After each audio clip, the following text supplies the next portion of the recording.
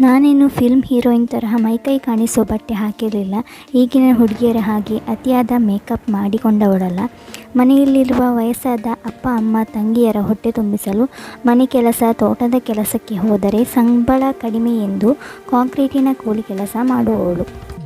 8 ಗಂಟೆಯೊಳಗೆ ಕೆಲಸ ಶುರು ಮಾಡಲಿದೆ ಎಂದು ಬೆಳಿಗ್ಗೆ ಬೇಗ ಎದ್ದು 6 ಗಂಟೆಗೆ ತಂಗಳನ್ನ ತಿಂದು ಕೆಲಸಕ್ಕೆ ಹೋದರೆ ಬೆಳಗಿನ ತಿಂಡಿ, ಮಧ್ಯಾಹ್ನದ ಊಟ, ಸಂಜೆ ಹೊತ್ತಿಗೆ ಚಹಾ ಎಲ್ಲವನ್ನು ನಮ್ಮನ್ನು ಕೆಲಸಕ್ಕೆ ಕರೆದುಕೊಂಡು ಹೋಗುವ ಬ್ರೋಕರ್ ಕೊಡಿಸಿದ್ದ. ಅವನು ತರಿಸಿಕೊಟ್ಟ ಊಟ ತಿಂಡಿಯಿಂದಲೇ ನನ್ನ ಹೊಟ್ಟೆಯ ಜೊತೆಯಲ್ಲಿ ಮೈಕೈ ತುಂಬಿಕೊಂಡಿತ್ತು. ಸಂಜೆ 6 ಗಂಟೆ ಹೊತ್ತಿಗೆ ಕೆಲಸ ಬಿಟ್ಟು ಅವನ ಟೆಂಪೋದಲ್ಲಿ ಹೊರಟರೆ ಬೆಳಿಗ್ಗೆ ನಾವೆಲ್ಲರೂ ಸೇರುವ ಬಸ್ ನಿಲ್ದಾಣ ಹತ್ತಿರ ತಲುಪುವಾಗ ರಾತ್ರಿ 8 ಗಂಟೆ ಆಗುತ್ತಿತ್ತು. ಅಲ್ಲಿಂದ ಎಲ್ಲರೂ ಅವರ ಮನೆಗೆ ನಡೆದುಕೊಂಡು ಹೋಗ್ತಾ ಇದ್ದರು. ನಾನು ಎಂದಿನಂತೆ ಅವತ್ತೂ ಕೂಡ ಒಬ್ಬಳೇ ಬರುತ್ತಾ ಇದ್ದೆ.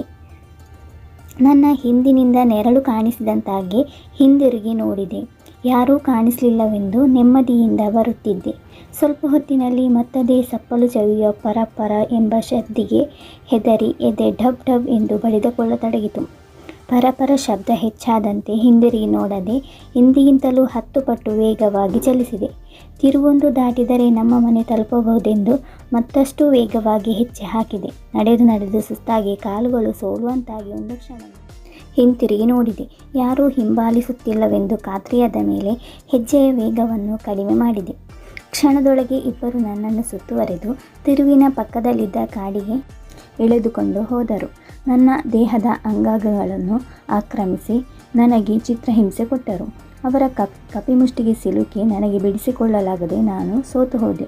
ಬಡವನಾದರೂ ಚಿಂತೆ ಇಲ್ಲ. ನನ್ನನ್ನು ಪ್ರೀತಿಸುವ ಹುಡುಗನ ಜೊತೆಯಲ್ಲಿ ಮದುವೆಯಾಗುವ ಕನಸುಗಳು ಕಣ್ಣೀರಿನಲ್ಲಿ ಜಾರಿ ಹೋದವು. ತುಂಬ ದಿನದಿಂದ ನನ್ನ ಬಗ್ಗೆ ಮಾಹಿತಿ ಸಂಗ್ರಹಿಸಿ ಎಲ್ಲ ತಯಾರಿ ಮಾಡಿ ಬಂದಿರಬೇಕು.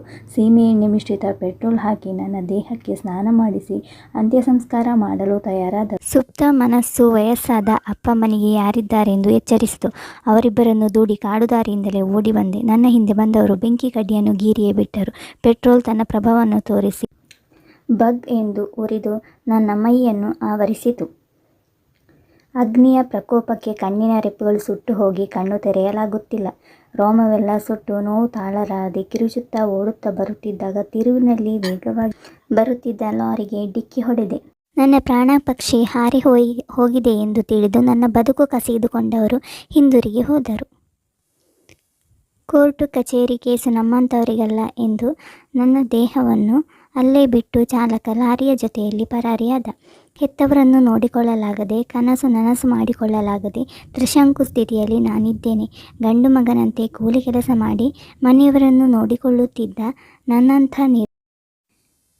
ಹೆದರಿಕೆಯಾಗುತ್ತಿದೆ. ಪ್ರತಿ ಗಳಿಗೆಯನ್ನು ಭಯದಿಂದಾಗಿ ಕಳೆಯುತ್ತಿದ್ದೇನೆ. ನನ್ನ ಹಾಗೆ ಮತ್ತೊಂದು ಹೆಣ್ಣು ಅಂತರಪಿಶಾಚಿಯಾಗಿ ಅಲೆಯಬಾರದೆಂದು. ಫ್ರೆಂಡ್ಸ್, ಈ ಕತೆ ಇಷ್ಟವಾದರೆ ಪ್ಲೀಸ್ ಲೈಕ್ ಮಾಡಿ, ಶೇರ್ ಮಾಡಿ, ಕಮೆಂಟ್ ಮಾಡಿ, ಸಬ್ಸ್ಕ್ರೈಬ್ ಮಾಡೋದನ್ನು ಮರಿಬೇಡಿ. Thank you.